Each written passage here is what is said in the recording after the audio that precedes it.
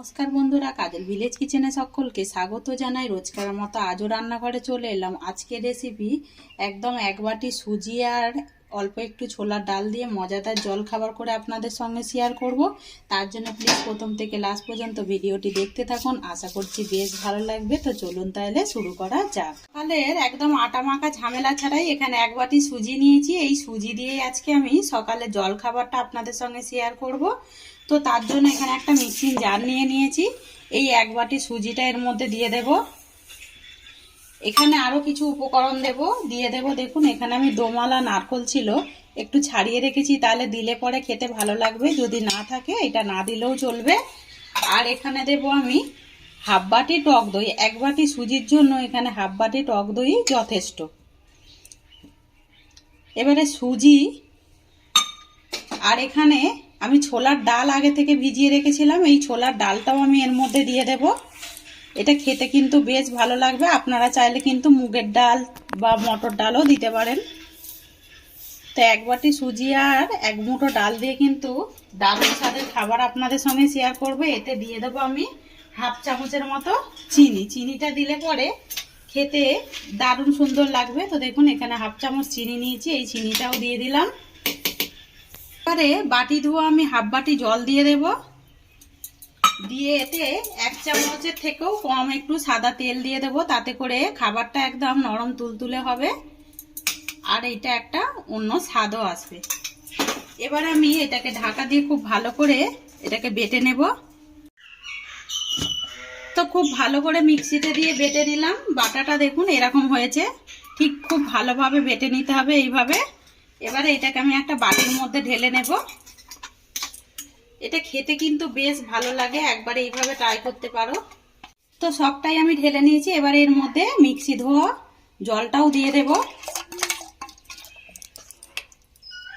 তো আমি এখানে হাফ বাটি তখন দিয়েছিলাম, এখনো হাফ বাটি দিয়ে এক বাটি করে দিলাম। যেহেতু সুজি রয়েছে, সুজিটা কিন্তু অনেকটাই ফুলবে। ছোলার ডালটা তো এমনিতেই ভেজানো ছিল, সারা রাত ধরেই ভিজিয়ে রেখেছিলাম। এবারে এর মধ্যে কিছু উপকরণ দিয়ে দেব স্বাদ মতো লবণ বা মাপ মতো লবণ।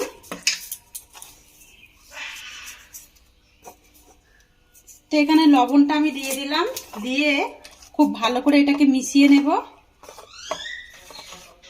তো এরকম আটা মাখা ঝামেলা ছাড়াই কিন্তু চটজলদি আমরা সকালে জল খাবার এরকম করে নিতে পারি, একদম তেল ছাড়াই বলতে পারেন।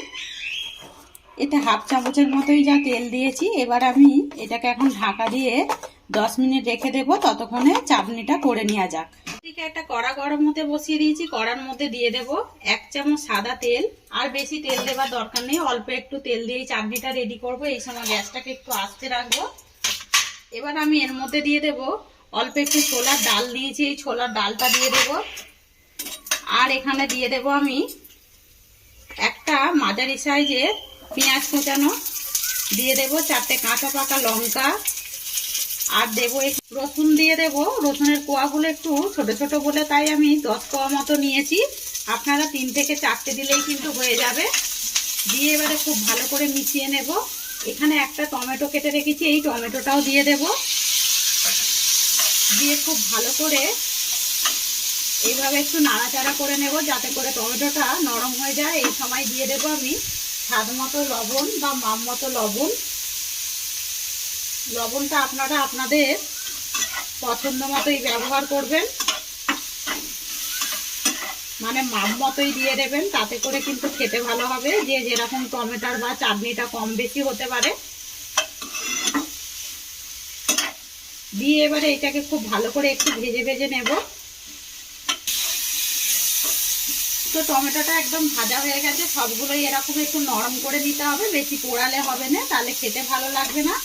আর কাঁচা লঙ্কার পরিবর্তে কিন্তু শুকনো লঙ্কা আপনারা দিতে পারেন, তাতে করেও হবে। কাঁচা লঙ্কাটা দিলে পরে একটু বেশি টেস্ট হয়। এই সময় গ্যাসটাকে অফ করে দেব, দিয়ে একটু এটাকে ঠান্ডা করে নেব। আমি এটাকে একটা বাটির মধ্যে ঢেলে নিয়েছি, এটাকে এবারে একটু ঠান্ডা করতে দিয়ে দেব। এটা হোক। এখানে একটা মিক্সিং জার নিয়েছি, আর এখানে যে টমেটোটা আমি ভালো করে ভেজে রেখেছিলাম, এটাকে একটা মিক্সিং জারের মধ্যে দিয়ে দেব। দিয়ে এটাকে খুব ভালো করে পেস্ট করে নেব। কড়ার মধ্যে দিয়ে দেব আমি আবারও অল্প করে একটু তেল, মানে ওই হাফ চামচের মতো তেল দিয়ে দিলাম। তেলটা, কড়াটা যেহেতু গরম, তেলটা কিন্তু গরম হয়ে গেছে। এর মধ্যে দিয়ে দেব কালো সর্ষে ফোড়নের জন্য একটা তড়কা মশলা করে নেব। আর দিয়ে দেবো এর মধ্যে একটা শুকনো লঙ্কা, 2-1টা কারি পাতা দিয়ে দেব। দিয়ে হালকা করে একটুখানি ভেজে নেব। তো এদিকে তড়কা মশলাটা হয়ে গেল। এবারে আমি চাটনির মধ্যে একটা বাটির মধ্যে ঢেলে নিয়েছি, এর মধ্যে দিয়ে দেব। ভালোভাবে একটু মিশিয়ে নেব। এটা চাটনিটা কিন্তু দারুণ খেতে লাগে, এইভাবে একবার করে দেখবেন। তো চাটনিটাও অপর দিকে হয়ে গেছে। এবারে ব্যাটারটাও কিন্তু আমি 10 মিনিট ঢাকা দিয়ে রেখেছিলাম চাটনিটা হতে হতে। আর ব্যাটারটা কতটা ফুলেছে দেখুন, মানে সুজিটা যেহেতু ভিজে ফুলেছে তাই জন্য অনেকটা কিন্তু পাতলা ছিল, পাতলা থেকে দেখুন এখানে কিন্তু অনেকটাই শক্ত হয়ে এসেছে। আর ব্যাটারের ঘনত্বটা ঠিক এরকমই রাখতে হবে। এবার আমি এর মধ্যে একটা উপকরণ দিয়ে দেব আমি এটাকে বেকিং সোডা। তো এখানে হাফ চামচের মতো ছোট চামচে নিয়ে নিয়েছি বেকিং সোডা। আপনারা চাইলে এখানে হাফ চামচের মতো ইনোও দিতে পারেন। এবারে এই সোডাটাকে দিয়েও খুব ভালো করে মিশিয়ে নেব। আর যখন আগে থেকেই দিয়ে দেবেন না, যখন থেকে এটাকে রান্না করবেন তখনই কিন্তু সোডাটাকে দিয়ে এইভাবে ভালো করে ফেটে নিতে হবে। আর টক দই দেওয়ার কারণে দেখুন কতটা সোডাটা হালকা হয়ে গেল, মানে ব্যাটারটা কতটা হালকা হয়ে গেছে সোডা, মানে বেকিং সোডা দেওয়ার কারণে। এবারে খুব ভালো করে এটাকে একটু ফেটে নেব। তো এটাকে খুব ভালো করে ফেটে নিলাম। ফেটে নিতে দেখুন কতটা ফুলে উঠেছে।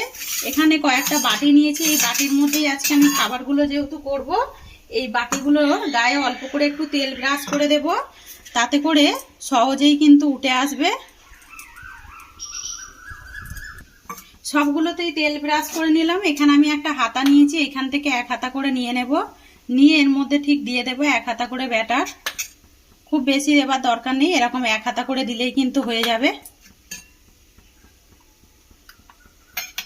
তো সব বাটিগুলোর মধ্যে দিয়ে দিয়েছি, একটুখানি ট্যাপ ট্যাপ করে দেব যাতে করে বাতাসটা বেরিয়ে আসে। এবার আমি এর মধ্যেও দেখতে সুন্দর হওয়ার জন্য কিছু উপকরণ দিয়ে দেব আমি এখানে আগে থেকে। তো আমার কাছে এখন ধনে পাতা নেই, এর মধ্যে আমি কয়েক টুকরো কারি পাতা ছড়িয়ে দেব, তাতে করে দেখতেও সুন্দর লাগবে। তো সবগুলোর মধ্যেই দিয়ে দেব। এতে করে খাবারটা যে করছি যেমন দেখতে সুন্দর হবে তেমন কিন্তু টেস্টটাও ভালো আসবে। আর আপনাদের কাছে কারি পাতা থাকলে বা ধনে পাতা থাকলে ওইটা যে কোনো একটা দিতে পারেন। আর একটু দিয়ে দেবো এর মধ্যে কাশ্মীরি লঙ্কার গুঁড়ো। তো কাশ্মীরি লঙ্কার গুঁড়ো একটু ওপর থেকে ছড়িয়ে দিলাম। তো সবগুলোতেই দিয়ে দেব। আর খাবারটা দেখুন আগের তুলনায় কতটা সুন্দর দেখতে লাগছে। অপরদিকে গ্যাস অন করে আমি জল গরম হতে বসিয়ে দিয়েছি, জল কিন্তু ফুটে উঠেছে। এই সময় গ্যাসটাকে আস্তে করে দেব।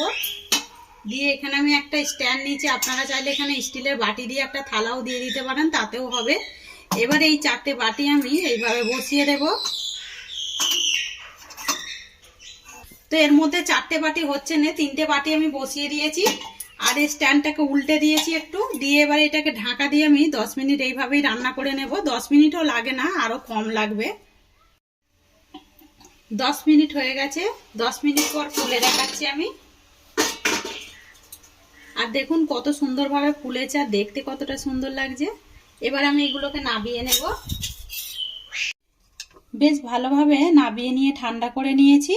এবারে এই যেহেতু সুজি রয়েছে এইগুলো কিন্তু একটু ঠান্ডা করার পরে আপনি টানলেই ছেড়ে আসবে। বাটি থেকে কত সহজেই ছেড়ে আসছে সেটা কিন্তু দেখতেই পাচ্ছ। এইভাবে ছাড়িয়ে নিতে হবে।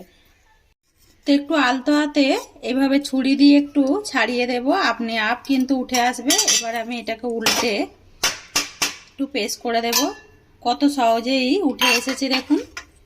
এইভাবেই সবগুলোই বার করে নেব আগে, সমস্ত বাটি থেকে খাবারগুলো ওই বাটি থেকে বের করে নিয়েছি। তো যেই ব্যাটারটা রয়েছে সেইটাও বসিয়ে দিয়েছি, সবগুলো করে নিয়ে ফিরে আসছি। তো সমস্ত খাবারগুলোই গড়ে নিলাম। আর কতটা সুন্দর দেখতে হয়েছে আর কতটা নরম তুলতুলে হয়েছে সেটা কিন্তু দেখতেই পাচ্ছ।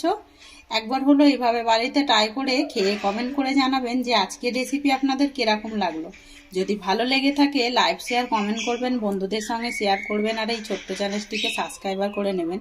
আমার এরকম নিত্য নতুন রান্নার জন্য পাশে থাকা বেল আইকনটি প্রেস করবেন। সবাই ভালো থাকবেন, সুস্থ থাকবেন, ধন্যবাদ। আবারও রেসিপি নিয়ে ফিরে আসবো।